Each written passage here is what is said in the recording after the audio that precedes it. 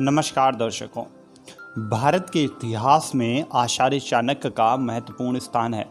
खंड खंड में बटे भारत को एक सूत्र में पिरोने का श्रेय आचार्य चाणक्य को ही जाता है। उनके बताए गए लाइफ मैनेजमेंट सूत्र आज समय में भी प्रासंगिक हैं। आचार्य चाणक्य ने हर परिस्थिति के लिए अलग अलग नीतियां बताई हैं।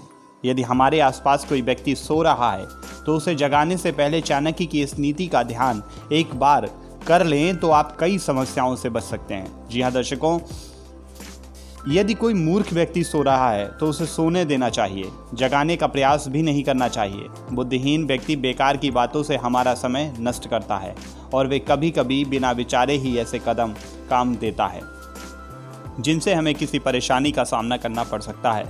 अतः इन्हें जगाना नहीं चाहिए। यदि कहीं सांप सो रहा हो तो उसे छेड़ना नहीं चाहिए।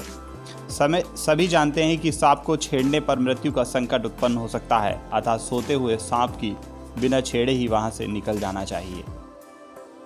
यदि कोई राजा या बड़ा अधिकारी, मंत्री या कोई वरिष्ठ सो रहा हो तो उसे जगाने का प्रयास नहीं करना चाहिए।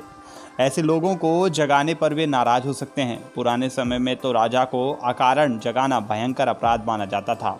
इस अपराध का दंड बहुत भयानक होता था।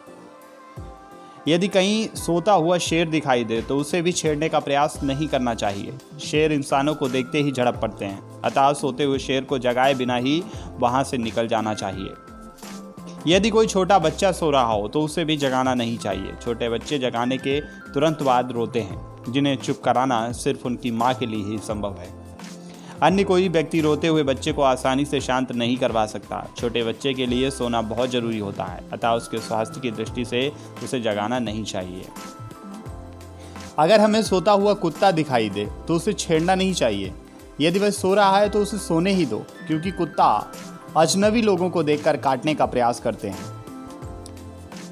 यदि किसी स्थान पर कोई हिंसक पशु सो रहा है तो उसे भी छेड़ने का प्रयास नहीं करना चाहिए। हिंसक पशु कभी भी इंसान पर हमला कर सकता है, जिसे संभाल पाना बहुत मुश्किल होता है। तो दर्शकों, चाणक्य नीति से जुड़ी एक छोटी सी जानकारी हमने आपको बताई। अगर आपको ये जानकारी पसंद आई हो तो आप हमारे चैनल को लाइक कीजिए, सब्सक्राइब कीजिए और हमें कमेंट करके ज़रूर बताइए कि आपको हमारी ये वीडियो कैसी लगी। नेक्स्ट 9 स्पिरिचुअल से रजत की रिपोर्ट।